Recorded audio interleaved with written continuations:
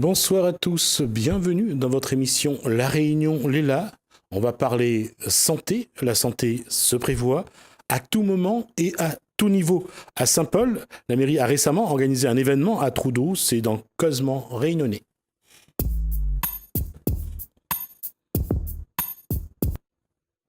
Kevin Grossette, bonsoir. Bonsoir. Alors, Bonsoir. quelle est votre délégation exactement? Alors, Kevin Grossette, conseiller municipal, délégué à la santé et aussi à la restauration scolaire. Alors, quand on parle de santé au niveau communal, Oui. la question, c'est d'abord, c'est plus quoi? C'est beaucoup de prévention? Alors, souvent, on parle de santé, effectivement, les gens, quand on parle de santé, ils pensent à leur médecin généraliste et quand on parle de santé dans une collectivité, effectivement, c'est de la prévention. La prévention à différents niveaux, avec différents acteurs, et à la mairie de Saint-Paul, on a décidé en fait de l'organiser avec à différents domaines en fait de la vie d'un individu, que ce soit au niveau scolaire, donc ses premiers cycles de vie, au niveau aussi de son quartier, et pour arriver aussi à ses parents, parce que en fait, il faut sensibiliser plusieurs générations et pas cibler qu'une seule et unique génération. Santé, restauration scolaire, manger pour bien se soigner en mangeant bien, c'est une démarche déjà? Oui, alors c'est une démarche aujourd'hui, c'est que souvent avec la mondialisation, les nouveaux modes de consommation que vous pouvez voir, hein, depuis 20 ans, on avait fait un point dernièrement dans la presse où vous avez ces modes de consommation européens et anglo-saxons et américains qui sont arrivés dans la vie culinaire réunionnaise, donc dans la vie dans le quotidien du Réunionnais et du Saint-Paulois. Et c'est pour cette raison qu'aujourd'hui, on souhaiterait sensibiliser ce jeune public dès son plus jeune âge, c'est-à-dire à l'école, quoi, à l'école primaire. Alors, au niveau au niveau même de la mairie, quand on voit les actions qui sont menées, on parlera dans un instant de cette action à Trou-d'Eau, on verra un petit peu qu'est-ce qui a été l'objectif. Mais d'abord, de manière générale, quelle politique est menée au niveau de Saint-Paul en matière de santé? Alors, il y a trois actions phares, trois piliers, on va dire, au niveau de la politique de santé à la mairie de Saint-Paul. Donc, vous avez la maison de la santé qui se situe à la Saline. Donc, là où vous avez des acteurs avec un planning prédéfini en amont qui font des interventions bien ciblées en fonction de leur mode d'action, en fonction de leur champ d'action. Vous avez le bus Santé Move qui part dans les quartiers. Là, on a une approche plus... on fait la promotion de l'équilibre nutritionnel, mais aussi de l'activité physique. Et vous avez la troisième approche, le troisième pilier, c'est l'éducation, les écoles saint-pauloises. Et là, on a mis en place différentes actions qui concernent les différents cycles. On travaille en partenariat avec l'éducation nationale. Alors, justement, puisqu'on a parlé de nutrition, on a parlé d'éducation nationale, comment se font les deux sur les écoles? Quelle est la politique en matière de restauration scolaire, justement, pour accompagner les enfants, et bien sûr les parents, dans cette quête de la santé? Alors, donc déjà, dans un premier temps, dans toutes les actions qu'on souhaite mener, il y a cette notion de parentalité, c'est-à-dire que aussi bien l'éducation nationale, la mairie de Saint-Paul, on essaie de travailler en étroite collaboration avec les parents. Donc là, dernièrement, vous avez pu avoir la commission des menus avec la présence des parents. Les parents, ils sont acteurs. Il n'y a pas de sujet tabou. On est là, on essaie de mettre en face aux réalités aussi du terrain parce que aujourd'hui, il faut dire aux parents saint-paulois, c'est quand même 14 000 repas qui sont servis quotidiennement. Donc, ça nécessite quand même une certaine logistique, une organisation et donc, ça se fait pas comme ça. Effectivement, parfois, on croit que c'est si facile, mais derrière, c'est toute une machine. Voilà, quand vous voyez qu'un restaurant moyen, il sert entre 80 et 120 couverts, nous, on en est à 14 000 couverts quotidiennement. Donc, vous ramenez ça sur un mois, ce sont des très, très, très gros chiffres. Ça, c'est un débat qu'on entendra sans doute pendant la période électorale précédant les municipales. Est-ce qu'aujourd'hui, à la cantine, on sert les produits locaux? Alors, là aussi, j'aimerais bien remettre une certaine vérité qui parfois dérange, mais moi j'ai envie de vous dire qu'aujourd'hui, il faut essayer peut-être revoir le modèle aussi de production agricole. c'est un sujet tabou. Effectivement, on balaye d'un revers de main parce qu'avec la canne, là on sort de Doumazilé, on sait bien toutes ces problématiques que rencontrent les agriculteurs. Mais voyez-vous, une collectivité se doit d'assurer la continuité dans les services. Donc en amont, vous avez des appels d'offres qui sont aussi assez complexes.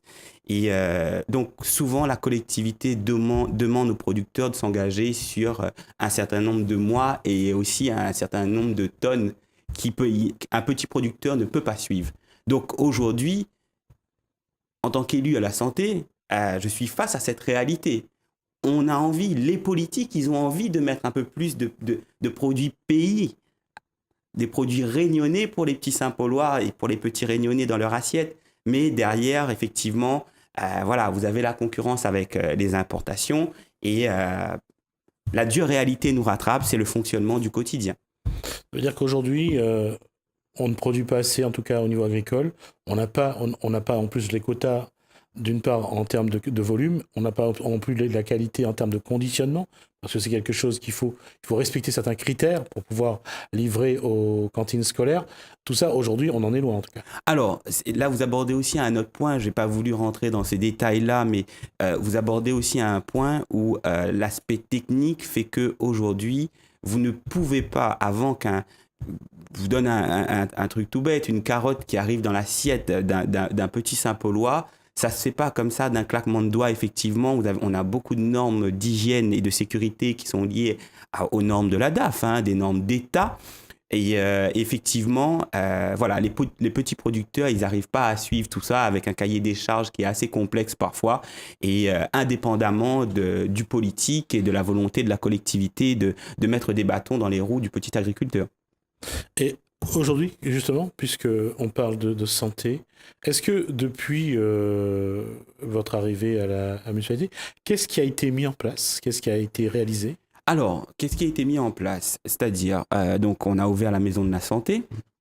Donc il y a toute cette partie opérationnelle et aussi il faut faire vivre cette maison de la santé et du bien-être. Donc on a commencé sur le rez-de-chaussée, maintenant on a récupéré l'étage et on espère l'inaugurer avant la fin de l'année 2018. Auparavant, il y avait la caravane santé qui arrivait en fait sur sa fin de cycle, sa fin de vie, on va dire. Donc nous, on a essayé de redispatcher ça en bus santé move en apportant de l'activité physique. Vous avez les mères de famille actives et sportives connaissent bien la Zumba. Maintenant qu'on fait sur le site, on essaie de la faire itinérante, mais la plupart du temps, on le fait sur le site de Expobat, donc tous les 3 mois. Vous avez ces différentes actions dans les écoles. Alors, ce qu'on a pu mener en fait dans les écoles, ce qu'on a pu voir, c'est que effectivement, la junk food et ces multinationales, ils s'appuient souvent en fait avec un produit d'appel, avec des personnages et des personnalités. Et c'est pour ça qu'aujourd'hui, la mairie de Saint-Paul, on a décidé de travailler en étroite collaboration avec l'ILOA pour créer 5 petites mascottes que les petits Saint-Paulois retrouveront aussi bien dans leur restaurant scolaire et à travers les différentes actions. Voilà, donc on a mené un concours avec la mise en place, voilà, une école qui a gagné en fait le concours pour la BD, la bande dessinée. Donc, comme vous pouvez voir, en fait, c'est une approche aussi très culturelle. Vous avez Pita, ça fait penser au pitaya, Tonton Mangouste, et voilà, la mangue qui revient, et des supports, en fait, qui sont vraiment... On est parti sur le marketing des multinationales, mais en étant équilibré, une approche culturelle et locale, on va dire. C'est un livret qui a été donné. Alors, en fait, c'est une bande dessinée qui sera distribuée au cycle 3. Le cycle 2 a pu avoir... Alors, le cycle 3, on va dire que c'est donc les... Bon, on va commencer par le cycle 1, le maternel. Le cycle 2, donc CP, CE1, CE2. Et le cycle 3, CM1, CM2. Donc, les petites maternelles, ils auront droit, en fait, à des petits stickers, en fait. Ça nous rappelle tous notre enfance, Donc, voilà. Les décalcomanies à l'époque pour nous. Voilà, les décalcomanies. Pour le cycle 2, donc des petites règles lenticulaires, en fait. Ça reste un support au quotidien, donc l'enfant, il voit le message et il se sent concerné par les personnages. Et le cycle 3, où vous avez carrément... Vous pouvez le feuilleter un petit peu, l'ouvrir un petit peu pour qu'on le voit. D'accord. Levez un petit peu, voilà, merci. Voilà, donc c'est une bande dessinée. Alors, c'est une bande dessinée locale. Vous allez pouvoir retrouver des familles, des grands noms réunionnais du style la famille Payette, voilà, qui est vraiment adapté au local et c'était voulu de notre part de mettre en avant cette approche un peu culturelle à travers la BD pour que l'enfant il soit vraiment intéressé et qu'il puisse aussi en parler aussi par la suite à ses parents. On est arrivé à la moitié de notre discussion. On va parler de Trudeau. Alors, Trudeau, c'était quoi? Alors, à Trudeau, il y a la mise en place du kit du plagiste, en fait. La mise en place du kit du plagiste, c'est quoi exactement? En fait, ce qu'on a pu voir, on a une approche aussi un peu éco-citoyenne. C'est de mettre en place... souvent, on se dit que l'éco-citoyenneté, ça appartient plutôt aux Verts. Ça appartient à un autre milieu pour certains. C'est ça la chose. Et c'est vrai qu'un éco et citoyen ensemble, les gens ont peut-être du mal déjà à saisir le terme. Alors, éco-citoyenneté, c'est donc d'abord d'être citoyen et de penser à l'environnement. Alors, moi j'ai envie de vous dire, l'éco-citoyenneté, effectivement, je vous rejoins sur cette définition, mais je souhaiterais rajouter aussi cette approche aussi, je prends soin de moi, je prends soin de mon environnement, je prends soin de ma ville, je prends soin de mon île, je prends soin de la planète. D'accord. Donc, alors, comment, quand on est sur la plage, on peut prendre soin de soi, de la ville et de la planète? Alors, concrètement, c'est quoi? On revient à la gestion des déchets, protéger sa peau, protéger son lagon. C'est déjà pas mal. Voilà. Déjà prendre soin de soi, c'est déjà pas mal, effectivement. Et ça demande ça demande déjà pas mal de travail et on se rend pas compte à quel point. L'objectif du kit plagiste, c'est de faire en sorte que celui qui vient à la plage pense aussi à protéger son environnement. Alors oui, c'est que souvent aujourd'hui, bon, ça reste dans les mœurs, hein, c'est la collectivité qui se doit d'être là pour nettoyer, c'est la collectivité qui est responsable de tous les mots MAUX, j'ai envie de vous dire, mais aussi, il faut se dire que tout citoyen, en dehors de toute étiquette politique, il se doit d'être acteur aussi de la prise en charge et de la propreté de tout ce qui l'entoure et là où il est, là où il se situe, aussi bien à la mer qu'à la montagne. Et là-dessus, quelle démarche doit avoir, quelle posture doit avoir celui qui va à la plage, ou quelle démarche il doit avoir, justement, pour que ça rentre dans ce que vous souhaitez? Alors, pour que ça rentre dans ce qu'on souhaite, c'est tout bête. C'est-à-dire que anticiper. Lorsque vous partez à la plage avec votre enfant, peut-être lui mettre un lycra, ramener sa casquette, ramener la crème solaire. En tant que parent, ramener son sac poubelle, repartir avec ses déchets. Expliquer toute cette approche, avoir des chaussures de protection pour l'enfant. Effectivement, c'est un investissement initial, mais c'est pour la durée. Ce sont des choses qui vont durer dans le temps. Donc, c'est ça, être acteur et c'est ça aussi, être éco-citoyen. Et aujourd'hui, est-ce que, quand on regarde déjà le problème qu'il y a d'accéder à l'eau, ce n'est pas simple avec le problème requin. Est-ce qu'aujourd'hui, le citoyen, du fait qu'il ne peut plus utiliser la mer comme il a envie, est-ce qu'il devient justement éco-citoyen? Est-ce qu'il y pense? J'ai envie de vous dire, effectivement, avec les nouvelles générations qui arrivent, on a cette approche. Effectivement, on doit essayer de faire la transition entre les anciennes générations et les nouvelles générations. Oui, effectivement, ça a amené cette réflexion parce que maintenant on voit la mer autrement. Mais effectivement, moi j'ai envie de vous dire que la route est encore longue, malheureusement. La route est encore longue, la dure réalité est encore là et il ne faut pas baisser les bras quand même. Alors, comment, à travers les actions qui sont déjà menées par la municipalité, à travers de ce que vous voulez pour le littoral, comment un petit peu, j'allais dire, compléter les deux pour faire un petit peu de synergie, pour profiter un petit peu de ce que vous mettez en place. Et surtout, on le voit, l'environnement, souvent les gens les séparent. La montagne, c'est la montagne, la mer, c'est la mer. Et alors que finalement, le comportement doit être le même, c'est penser à protéger l'environnement. Bon, alors, il faut aussi avoir aussi, dans les mœurs, faut pas être tabou. Euh, les Réunionnais, ils ont toujours eu une approche anxiogène de la mer.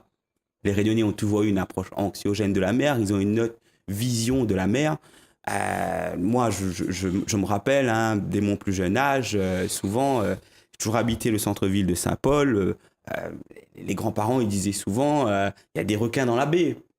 Donc ça date pas d'hier, j'ai envie de vous dire. Donc il y a une approche, il y a une vision. Et souvent, vous le voyez bien, arriver à l'entrée au collège, il y a beaucoup de petits Réunionnais qui n'arrivent pas encore parfois à nager ou même à l'école primaire. Donc c'est dans les mœurs, c'est culturel et effectivement, dans le temps, oui, effectivement, le créole, ils se sent un peu plus à l'aise à la montagne qu'à la plage parfois. Mais il y revient et je pense que à l'avenir, tout est une histoire de pédagogie et de communication. La communication est pour beaucoup et malheureusement, avec tous les moyens de communication qu'on a à ce jour, le Réunionnais, il a du mal parfois à trouver le vrai du faux, le faux du vrai, parce que bon, on est beaucoup dans le buzz, la médiatisation et les informations partent très vite.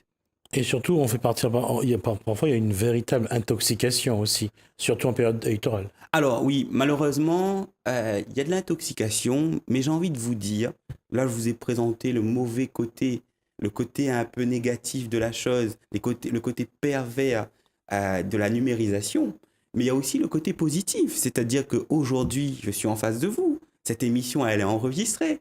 Donc, si je vous raconte des bêtises, dans 2, 3 ans, 4 ans, 5 ans ou 10 ans, les gens, ils peuvent retrouver cette émission. Donc, il faut aussi... Oui. C'est à double tranchant. Donc, auparavant, ça n'existait pas. Donc, d'un revers de main, on balayait les informations. Mais à ce jour, d'ailleurs, ça s'est vu au niveau national. Il y a beaucoup de politiques ou même de la société civile qui se sont engagés sur des propos et des idéaux. Et quand ils partent à l'encontre de leurs propos et de leurs idéaux, la réalité les rattrape. Une réalité qui rattrape effectivement. Et justement, la preuve, c'est que on voit aujourd'hui qu'en matière de santé, on ne peut pas mentir. On peut pas mentir à la population, oui. Parce qu'à un moment ou un autre, ce qui est, j'allais dire quelque part, s'il y a tricherie, ça se voit, surtout en matière de santé. Et là-dessus, est-ce que au niveau même de la municipalité, est-ce que tout est, j'allais dire, tout est dévoilé, tout est fait pour que ça marche? Alors, oui, j'ai envie de vous dire que tout est fait parce que en dehors de la politique, vous savez, moi-même, je suis professionnel de santé.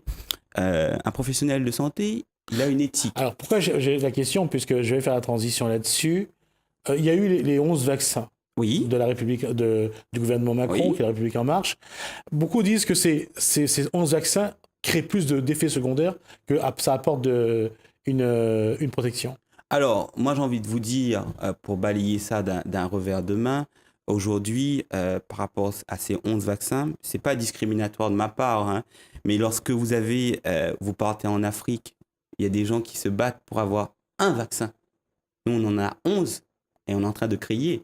Donc, il y a des maladies, il faut le dire, qui reviennent, qui n'existaient plus et qui reviennent et qu'on retrouve. Ce sont des statistiques qu'on retrouve dans les hôpitaux de France et de Navarre. Donc, aujourd'hui, souvent, on est là et on est en train de tirer en se disant « Oui, effectivement, 11 vaccins, ça en fait trop, etc. » Mais bon, j'ai envie de vous dire que la santé, le parent, il reste aussi là. C'est à lui d'accompagner au mieux son enfant. Il a encore le droit de poser son veto s'il le souhaite.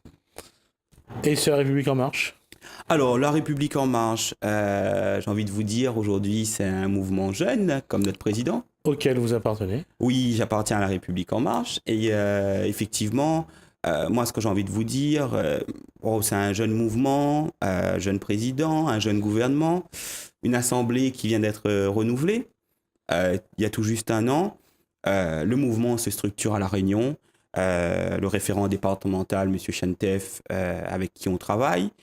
Les 4 coordinateurs, Fernand Nanila, dans l'ouest, Marc-André Waro, dans le sud, Brigitte Waro, Et dans l'Est, bon, j'ai un petit oubli, mes excuses, il se reconnaîtra.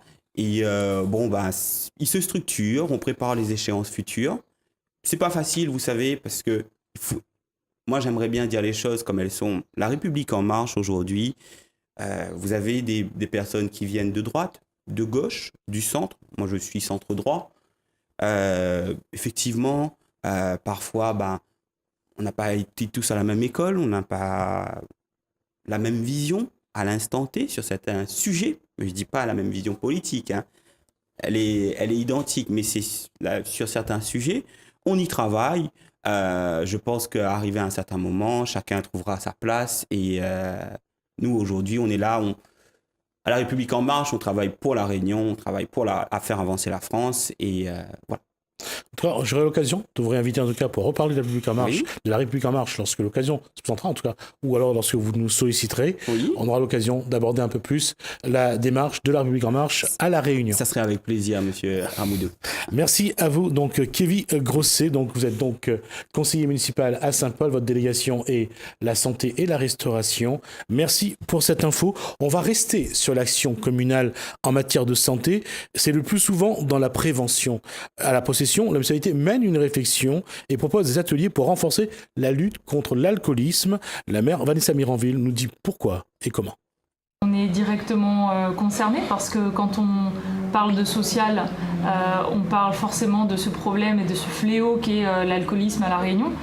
Quand on veut éduquer les enfants correctement, quand on veut que chacun trouve sa place dans la ville, dans sa famille, forcément l'alcool gravite autour de ces questions-là et il faut le traiter comme un vrai problème et comme surtout une opportunité d'innover et peut-être de faire de La Réunion un territoire qui trouve des solutions qui n'ont jamais été expérimentées ailleurs. Donc c'est cette volonté-là qui nous a poussés à ne pas non plus se cantonner au territoire de la possession, mais d'inviter l'ensemble des communes de l'île, l'ensemble des acteurs associatifs, du monde médical, à tous se réunir et chacun apporter sa pierre à l'édifice parce que chacun a sa façon de voir le problème et surtout trouver ensemble des bonnes solutions pour faire que La Réunion demain ne soit plus avec ce fléau de l'alcool aussi présent. De façon très concrète, des actions déjà menées par la possession, c'est un arrêté du maire interdisant la consommation d'alcool sur la voie publique. Donc il est en vigueur, il fait en sorte déjà qu'on ne considère pas que la voie publique c'est un lieu pour consommer de l'alcool parce que ça ne rassure pas les dames qui marchent dans la rue, ça ne donne pas un bon exemple aux enfants qui sortent de l'école et qui voient ces personnes qui boivent. Donc voilà, ça c'est quelque chose déjà qu'on a mis en place. On a la réglementation qui nous permet également de s'assurer qu'il n'y ait pas de publicité pour l'alcool à proximité des établissements scolaires. Il en restait quelques-uns sur 2 ou 3 écoles à moins de 200 mètres et on les a fait interdire. On aimerait aller plus loin, mais pour l'instant la réglementation ne nous le permet pas. Nous, si on le pouvait, on aimerait interdire complètement la publicité pour l'alcool sur le territoire de la commune. Malheureusement, réglementairement, on n'est pas encore en mesure, mais moi je note et avec vraiment beaucoup de satisfaction la présence à nos ateliers de Madame Erika Barèche, députée, et elle va porter la voix de ceux qui se sont réunis aujourd'hui sur cette question auprès de l'Assemblée nationale pour défendre un durcissement de la réglementation sur la publicité, sur les taxes, parce que clairement il est anormal que La Réunion ait des taxes sur l'alcool qui soient largement plus basses que partout ailleurs en France. Sur la question du prix de l'alcool, des promotions de l'alcool on ne doit pas pouvoir faire de promotion sur l'alcool, etc. Donc voilà, on a un relais au niveau député qui va être porté par Madame Barèche et dont on est très content également.